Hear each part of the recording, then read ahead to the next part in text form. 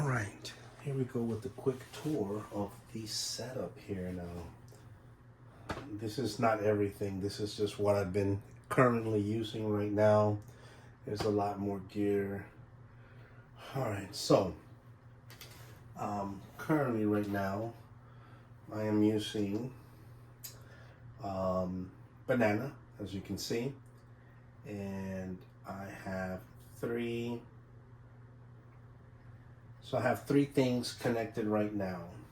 I have my R24, my iRig keys, IO, and this is my Jabra headset here. And this is wireless, of course, so that I can move around. A tiny keyboard mouse so that I can have more desk space. I do have a full-size mouse here so that I can, navigate more, but I have a regular keyboard too, which is what I'm using right now though. All right, so I'm going to show you a few things that I've got set up. As you can see, I have now this is a standalone synth app. Over here I have a jamming app, Jamtaba, for jamming with people remotely. And I do have my keys currently connected over here. So you can see that. And you can see the movement there. And I'll get up closer, you can see get a better shot. So got the standalone, got this. This is routing through the patch. This is routing directly to the input. Which one is it? Let me pull that back up. So this is coming up through the Voicemeeter input right here for this one here. This is coming out through channel 1 right now for that. Now, here's the cool thing. Even though I have here, let me mute everything. So this is the synth. Let me turn this up a little bit maybe. All right. Oh, that's right, I forgot I was messing. So I lowered the volume over here, I forgot. All right, so there we go. All right. Now if I mute this and I send this one over here,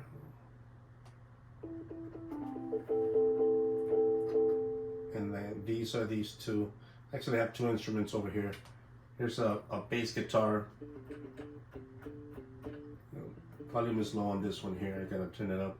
And then we have, all right, and I'll show more details here in just a moment.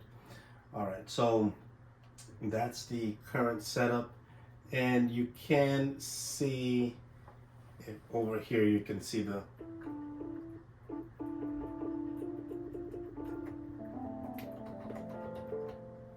can see the sound over here, right? All right, so let's turn that off. Let me take my headset back off and put that back on its space. I'm not really using that right now, but that's when. And also has my microphone. Obviously, I can talk through that. All right, now here we have, this is connected to my R24, and let's get a little bit closer now so that we can get a few more better details over here. Let me go ahead and set it up on this side here. Is this a good spot right here? Looks like this is a good spot. All right, so this is, actually let me move this in closer right here.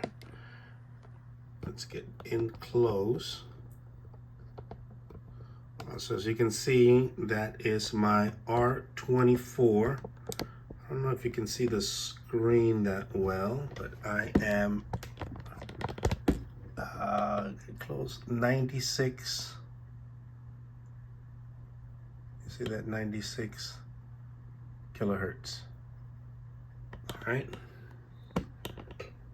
All right. So there we go. Zoom back out a little bit, and So to the R24, if you see here, is this on? Test, test, test. You can see, let me turn this up right here. There we go. You can see my microphone peeking over there for the, this is my XLR microphone. My XLR microphone peeking over there. You can see that. So let me go ahead and turn that back down. Move this mic out of the way. So that's one of the mics right there. I have a few more. You can actually see the red light over there. And I have some wireless microphones for when I want to be mobile. And you can see that just came up over here. And then this one actually has 2 wireless microphones. So if I wanted to, you know, use both of them, I could. All right, so I got my 2 wireless microphones. Those are great for doing karaoke. I love doing karaoke online. SingSnap, for those interested in doing some karaoke, head over to SingSnap, singsnap.com, and you can do some online karaoke yourself. All right, so we have that. Let me zoom out a little bit here. All right, now this is my iPad. This is an old iPad, iPad 2. Great thing about the iPad and the way that I'm using it. Let me switch back over to this screen over here. All right, and zoom in over there.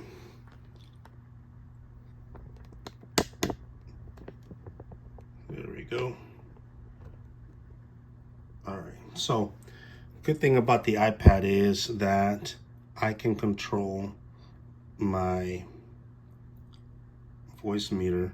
So if I wanted to use, you know, this, I could, and I can control all of the parameters here. You got solo.